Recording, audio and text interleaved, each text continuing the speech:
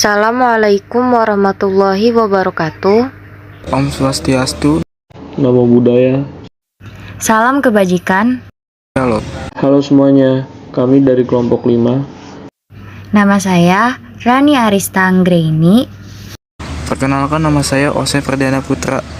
Saya Joshua Niko Halim. Kami akan memaparkan materi filsafat ilmu. 1. Pengertian filsafat ilmu. Birling dan kawan-kawan pada tahun 1970 mendefinisikan filsafat ilmu sebagai penyelidikan tentang ciri-ciri pengetahuan ilmiah dan cara-cara untuk memperolehnya.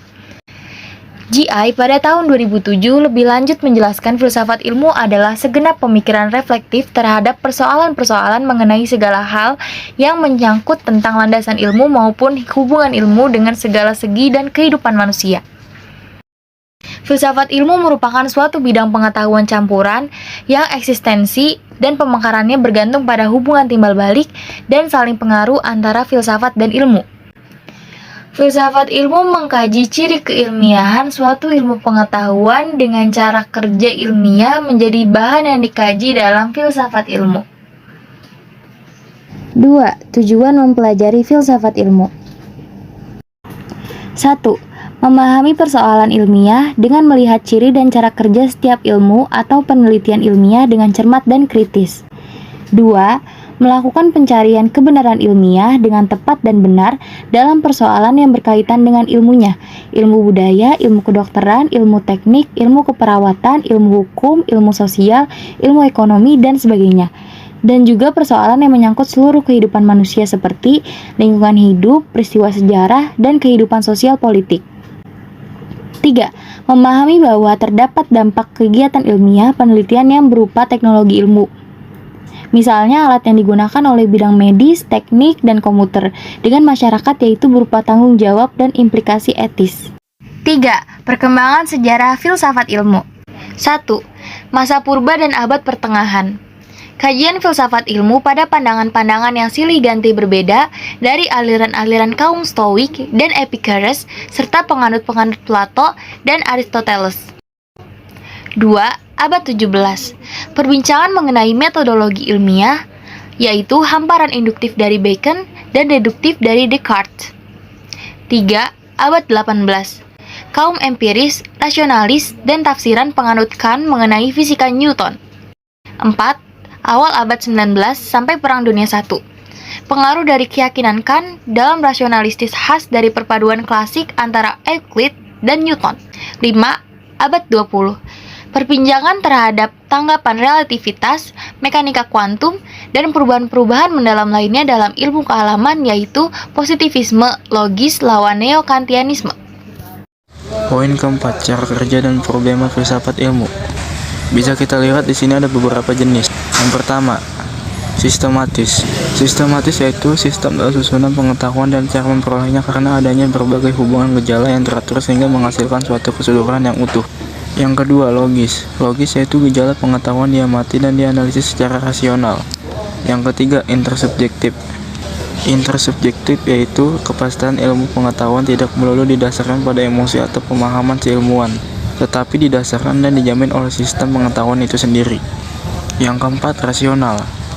Rasional yaitu serta-merta memiliki cara kerja ilmu pengetahuan yang mengupayakan pembenaran secara metodologis. Di sini tertulis, filsafat ilmu dapat melihat bahwa refleksi kritis terhadap ciri dan cara kerja ilmu pengetahuan dapat menunjukkan adanya dua aspek. Yang pertama, aspek internal atau context of justification. Dijelaskan lebih mengarah pada kegiatan ilmiah yang bersifat metodologis dan berkaitan erat dengan pembenaran suatu pengetahuan. Contohnya, ilmu kedokteran atau ilmu teknik akan menjadi sangat kokoh apabila secara de jure memiliki landasan filosofis yaitu kebenaran epistemologis atau teori kebenaran atau teori pengetahuan. Yang kedua, aspek eksternal atau context of discovery. Dijelaskan lebih mengarah pada hasil dari ilmu pengetahuan dan teknologi yang dibuat oleh para ilmuwan di masa lalu hingga kini. Oleh karena itulah, timbulnya ilmu pengetahuan serta kegunaan ilmu itu dapat ditelusuri secara historis, dan juga hasilnya dapat diterima dan digunakan oleh manusia sesuai dengan kebutuhannya. Dan perlu diingat, berkembang seiringnya dengan kemajuan dan perkembangan setiap ilmu. 5. Ciri-ciri filsafat ilmu. Ciri khas filsafat ilmu mencari sebab musabab dari kebenaran atau kepastian suatu pada dunia fisik dan dunia metafisik. Filsafat ilmu ini merupakan bagian dari filsafat. Ciri khas filsafat ilmu yaitu berpikir ilmiah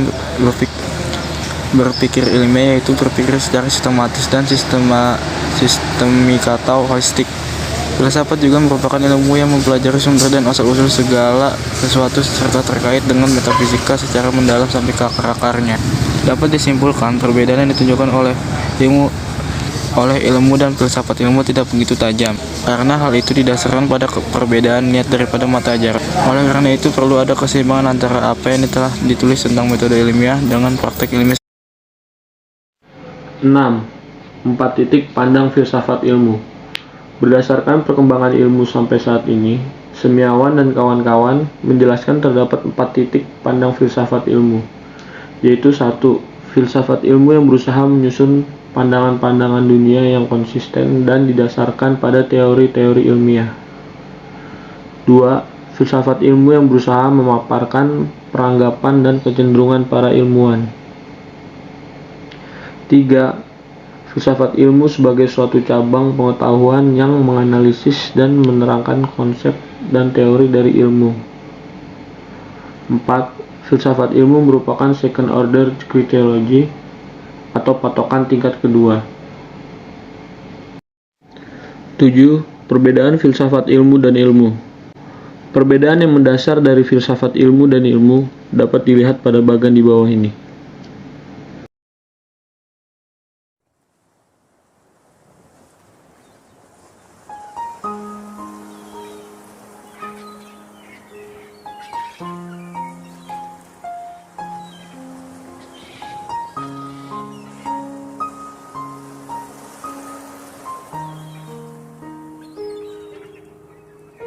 Kurang lebihnya mohon maaf. Terima Terima kasih. kasih.